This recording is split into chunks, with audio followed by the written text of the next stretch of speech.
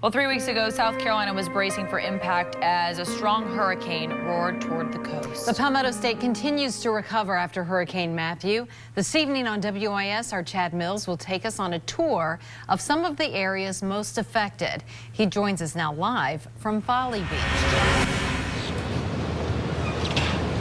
Donnie and Sam, 3 weeks ago, my photographer Jeff Diamond and I rode out Hurricane Matthew right here on Folly Beach. During that storm, power was knocked out, trees were toppled over, and really there was some pretty serious beach erosion on this beach. But 3 weeks later, it's really hard to tell that Hurricane Matthew even visited Folly Beach. We wanted to use tonight to take you to some of the areas of this state most impacted by Hurricane Matthew. Places like Florence, Hilton Head Island, and of course Nichols. Of course, those weren't the only areas affected by this storm. Folly itself was fortunate. After a dark, violent night of wind and waves, sunrise the next day revealed some damage, but nothing catastrophic. Meanwhile, downtown Charleston saw some flooding, but it's since dried up.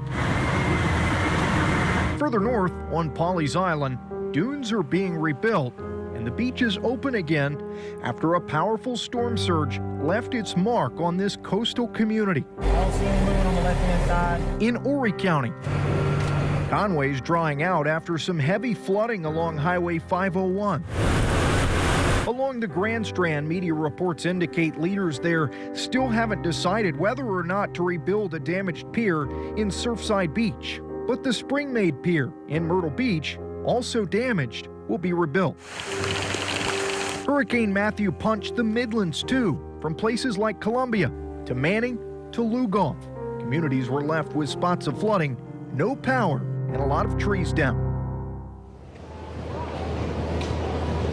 3 weeks ago, I remember looking out the hotel window and seeing big waves crashing into the side of this pier here on Folly Beach. Obviously today, a sunny day, a beautiful day, and smaller waves. Ultimately, 1 million pounds of debris has already been removed from here on Folly Beach, and that cleanup effort continues. But again, they were pretty fortunate here. Now, coming up at 5 o'clock, we will take you south along the coast to Hilton Head Island, where they are also recovering, and a popular restaurant there is still dealing with hundreds of thousands of dollars worth of damage. For now, live in Folly Beach, Chad Mills, WIS News 10. All evening, WIS is taking a look at how the Palmetto State is bouncing back after Hurricane Matthew. That storm made landfall in our state just about 3 weeks ago. Chad Mills right now is live in Folly Beach with more. Chad? That's right, Dondi. I am here in Folly Beach, but our first story takes us south to Hilton Head Island. When I visited there last week, there were still trees down and a whole lot of limbs down as well, and chainsaws were buzzing across the island. I also visited a popular restaurant on Hilton Head that's in the middle of a big renovation. On Caligny Beach in Hilton Head Island, visitors are back to enjoy the sand and sun. But all around, there are reminders of a violent storm that passed through here several weeks ago. I heard it was pretty horrifying for people that stayed. Just the trees, you could hear them snapping like toothpicks and that. And I'm just glad that I had my family somewhere that was a little bit safer. And the oyster bar took extensive damage. I mean, there was probably 3 feet of water in this area here. So what we've done is rip everything out. But Andrew Carmine's restaurant, a popular one on the island, was in Hurricane Matthew's path when it brushed Hilton Head as a Category 2 storm. We tried to batten down every hatch we could, boarded up all the windows, but we did have quite a bit of debris smash into the side of the building and open up some holes, and that's probably part of the reason why we had such extensive flood damage. My estimation, we probably had about 3 feet of water in this dining room, 3 feet of water in the bar, and 3 feet of water in the oyster factory dining room. This is a driveway. Okay, all these oyster shells were an embankment that went around this driveway, and we have now 4 feet, 3.5 feet of oyster shells that are piled up by the back door of the restaurant. His restaurant is called Hudson Seafood House on the docks, but right now, there is no dock. A popular outdoor deck was demolished by waves as well. The best way I can describe the damage that we have here is violent. I mean, there was some seriously violent force going on in this restaurant and the outer structures. It's pretty amazing. Elsewhere on the island, Boats were tossed around like toys at the Palmetto Bay Marina. A dock near the Harbortown Lighthouse was stripped. But the lighthouse itself is fine, as well as the nearby Liberty Oak, a 320-year-old tree. This landmark restaurant will be fine too after some more elbow grease. The one thing that is the most concerning of the whole thing is that we've got near 100 employees that need to get back to work. So we're just trying to get it done quickly. What we're doing now is just kind of dismantling the deck piece by piece so that our marine contractor can come in and rebuild it. Carmines and his staff aren't wasting time. They hope to start feeding tourists and locals again very soon. We're going to be back and better than ever. One of my friends I was talking to said it's a speed bump, and I have to agree with that. I think you can look at it a number of different ways. Well, why did this happen? Or, you know, this isn't fair or that, but it does no good.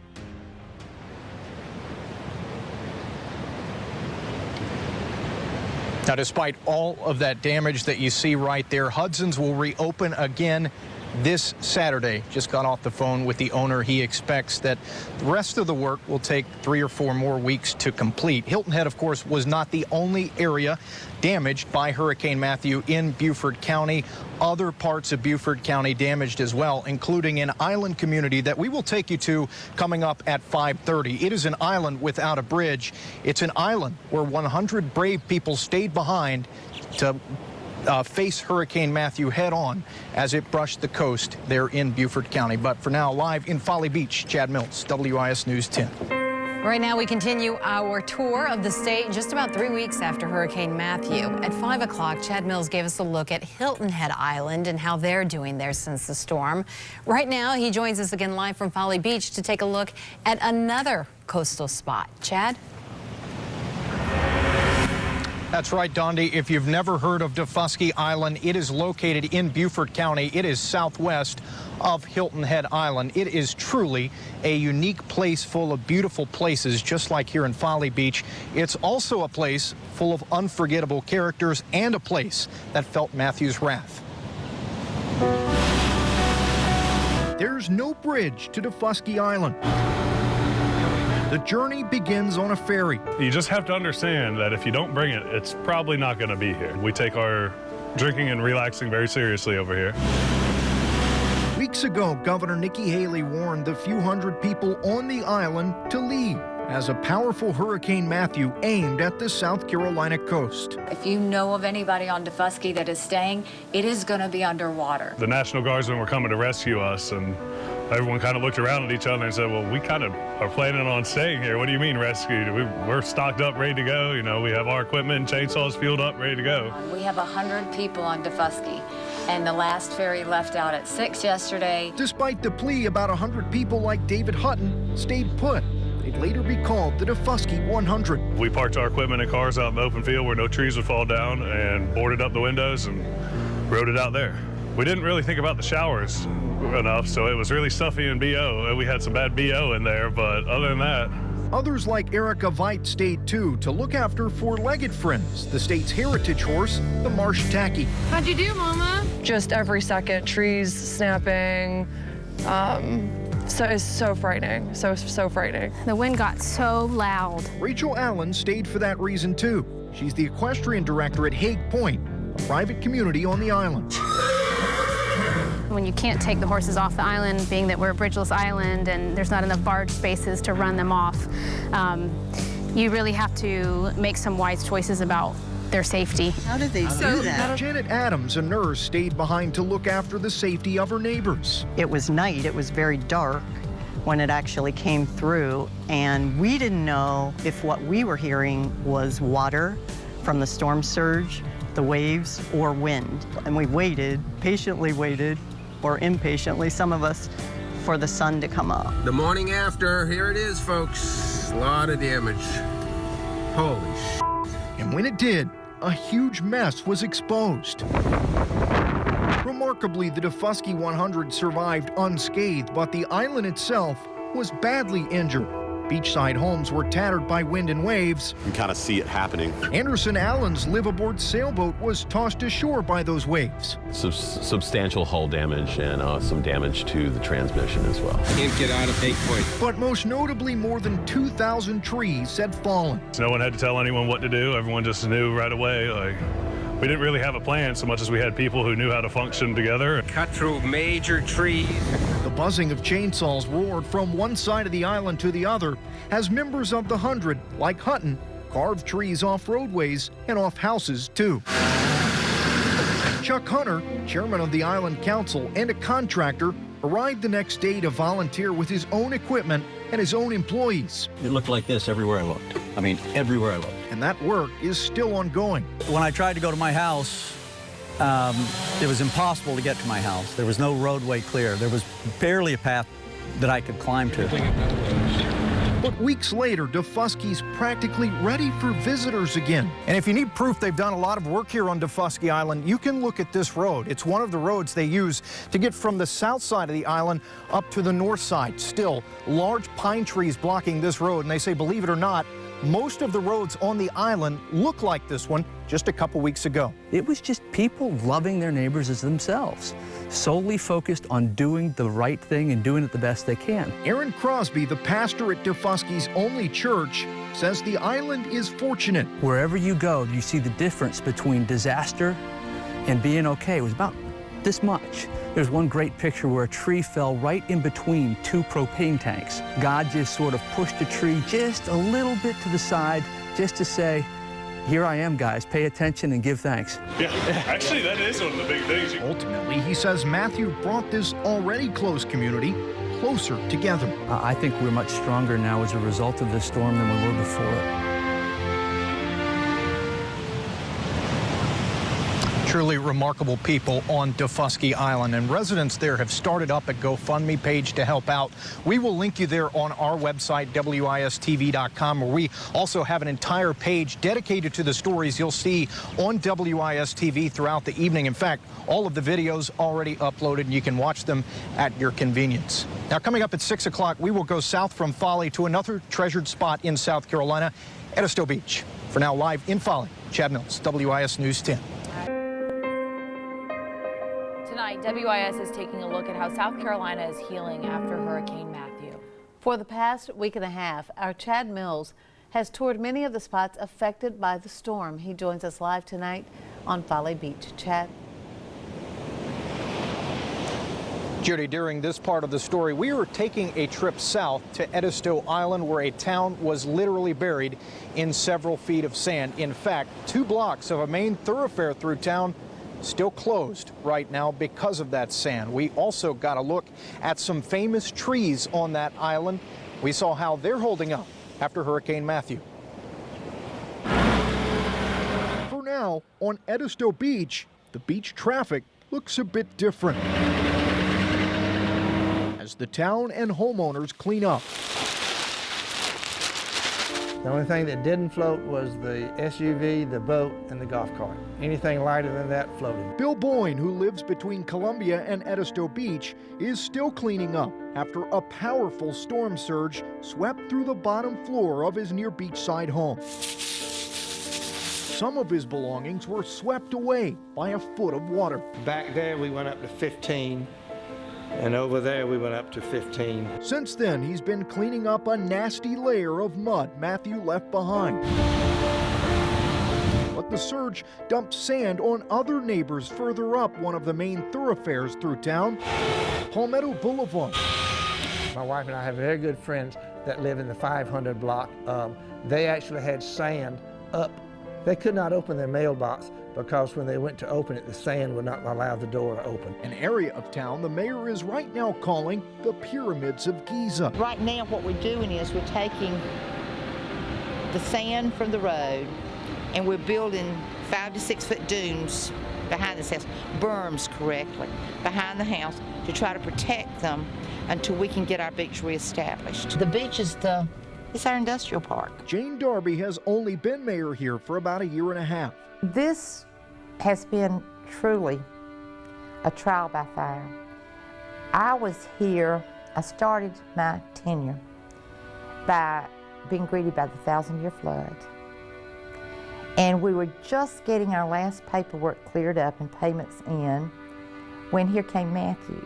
Matthew not only covered roads with sand, it flattened homes. We have 75 homes that either have severe or moderate damage. The storm also shuttered business, tested the town's infrastructure, and closed beach accesses and the state park on the island too. Tell me about the damage. Our first reaction was, my God, what has happened? It looked like a bomb had gone off. You know, your heart starts beating fast, your stomach sinks, because this is your home.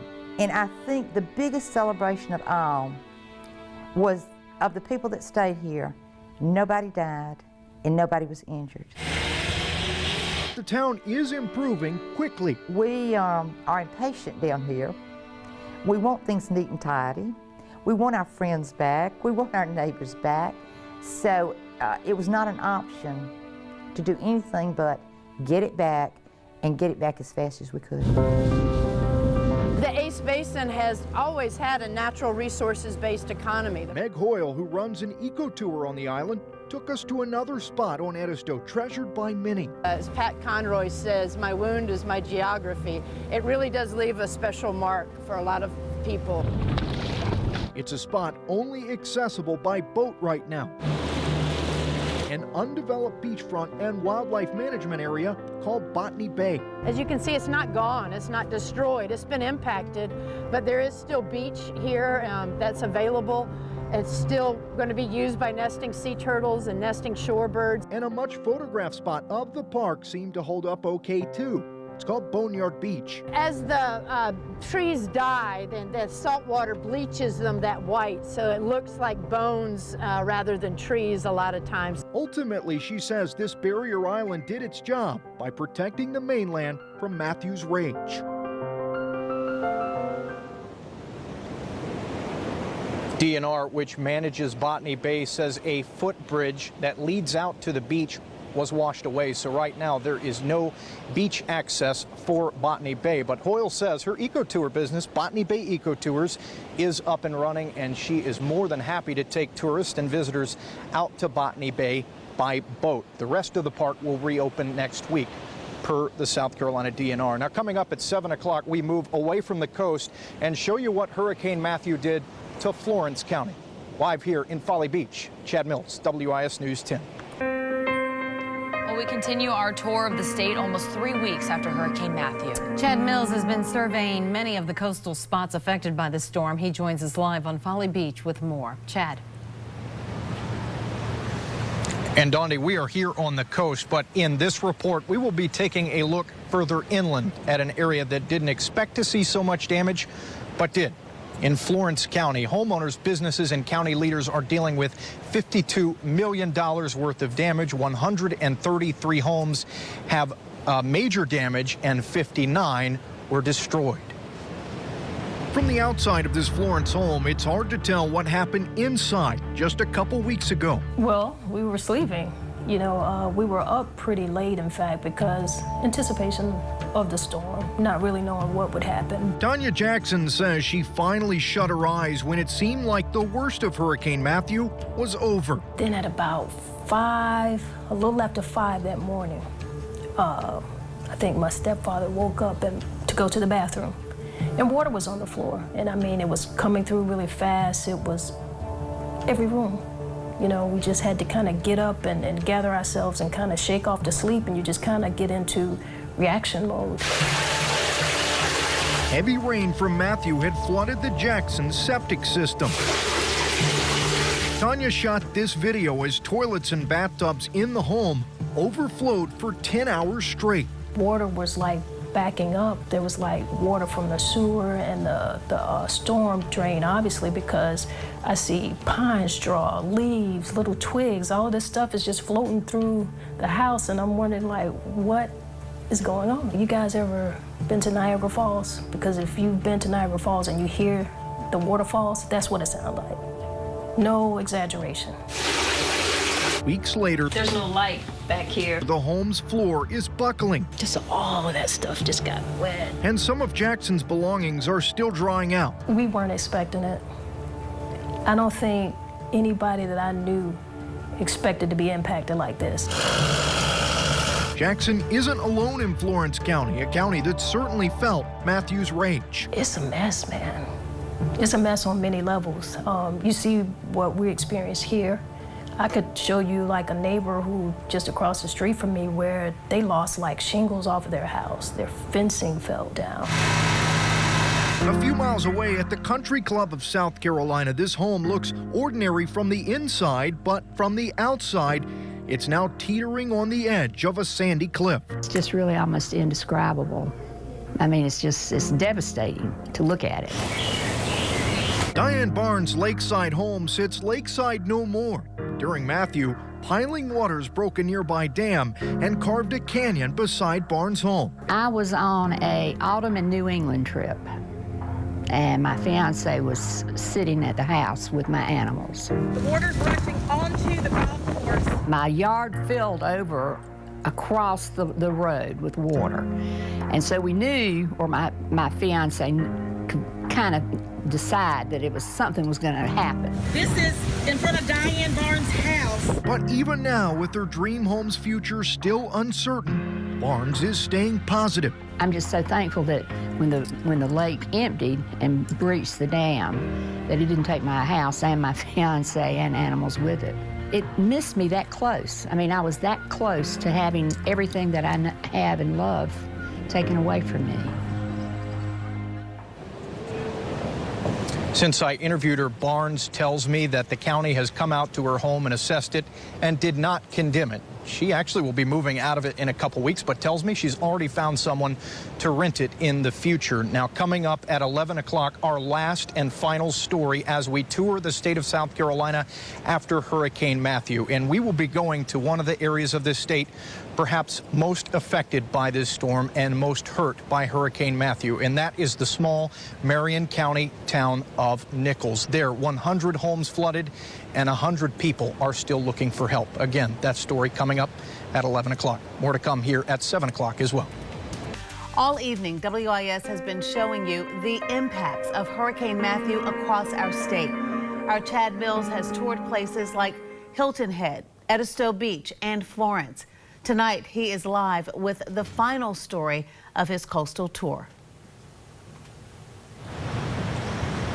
And Judy, I am here in Folly Beach, and even people here on Folly Beach would likely agree that in many ways the small Marion County town of Nichols almost seems like the hardest hit area of this state. It seems like ground zero. There in Nichols, 3 weeks later, there's still a lack of answers, but there's plenty of hope. First time I ever experienced anything like this. I don't have words to say. I'm looking for gold. To Rose Campbell, it's almost indescribable. And just to see the water that was flowing from the back of my house and coming to the front of my house, and it met like it just choking everything. It was just devastation. Weeks ago, her Nichols home was partially submerged by two cresting rivers, swollen by rain from Matthew. The Little Petey River attacked her home from one side, and the Lumber River attacked from the other. I lost my home, my clothing, my appliances, electronics, food, just material things. I just lost it all. There's a chance Campbell and her family members could have lost their lives too, if not for her husband's dump truck. My wife and daughter, my brother-in-law and sister-in-law, they all got in the truck with me, in my Dodge truck. I got in the dump truck with another brother-in-law, and we went out that way. The water was up on that dump truck up to the doors, and I was parting the water, and they was following me. That's the only way they could have got out. They looked like the Red Sea had parted. I just closed my eyes, and I kept them closed until I could stop hear the rushing of the water, and I'd peep every now and then. But once we got across the Lumber River Bridge, the water got lower. I didn't think I was going to make it, but Lord, I made it. Others in the town weren't as lucky. I really didn't have time to prepare. The only thing I had on. First responders rescued Samuel McDaniel and about 150 others by boat. They did a fantastic job. Lord, they did the best job. They did an outstanding job. getting everybody out. We've always been a team. Mayor Lawson Battle was one of the many who helped rescue struggling neighbors, loading them up in the bed of his truck. We have approximately 420 to 445 citizens in the town. We're all very close-knit. We all take care of each other. The town is probably 75% elderly population. It was flooding no one expected, and it was flooding that happened more than a day after Matthew passed. Nobody knew this was coming, and it came up so quick. I've never seen anything like it in my life. Like somebody had dropped a small town in the middle of the ocean. Yes, sir. It was that bad. The mayor only escaped with his truck and 2 changes of clothes, but right now, his own home isn't something he's thinking about. He's thinking about rebuilding his town. I broke down several times, but I'm not going to quit. I signed up for this, and I'm going to be here until it's fixed. No doubt it'll take a while. There were 261 homes before this devastation started and 22 existing businesses. And now 234 or 5 have major damage or are completely destroyed, and all 22 businesses are destroyed. Hundreds of those structures will likely be condemned. We're going to have help from FEMA, from the state, from everywhere we can get it. How will this town survive? The mayor says he doesn't have that answer yet. Water was up to the hood on the buses. Pastor Charles R. Johnson, whose church flooded, says faith will have to play a role. God is still in control, that despite all of the water that came and the houses that are flooded and having to move out, that God is still in control, and that out of this, much good will come. As she cleans up her soggy home, Campbell is keeping that faith. When I came home and I saw the town that I was raised in from a babe up to now, just devastation, just things floating down out of people's homes, and cars drowning out, just to see what water could do to the lives of so many people in a matter of an hour. I just broke down and cried, but thanks to the good Lord, He's going to sustain us. Any way you look at it, the people of that area need help right now. The town of Nichols has set up an official bank account at Anderson Brothers Bank. There's also a T-shirt shop in Mullins, Lily Kay, that is printing these T-shirts. It says Marion County Strong, Prayers for Nichols. They are only $15 a piece, and 100% of the proceeds will go straight to the town of Nichols. Governor Nikki Haley, by the way, will be back in that area tomorrow. But again, Judy, when you look at the situation there in Nichols right now, so much uncertainty. Chad, I just have chills hearing their stories about the impact there, because for so many of us in the Midlands, it feels like Matthew is a distant memory, but for them, it is still so much heartache and so much that they are dealing with. You logged more than 400 miles covering all of these stories, sharing the stories of those who have really been impacted the most. What stands out most to you after doing all of these reports today, Chad? I would have to say it was Nichols, just being there and people at this phase. FEMA is coming in. There's a lot of hope that FEMA will fix everything. But as we know from the October flood last year, that won't be the case, Judy. And Chad, I think all of your stories have already been posted online. People are already tweeting me with questions about how they can help. That's right. All 6 are online accounts to make donations to the various places we visited. We've included some of those as well, along with the 6 videos that aired throughout the evening and photo galleries as well. A lot of content already on our website, WISTV.com. Judy.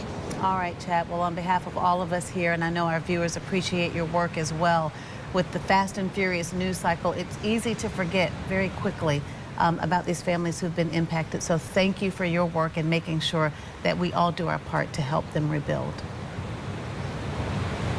Thank you. All right. Thank you, Chad.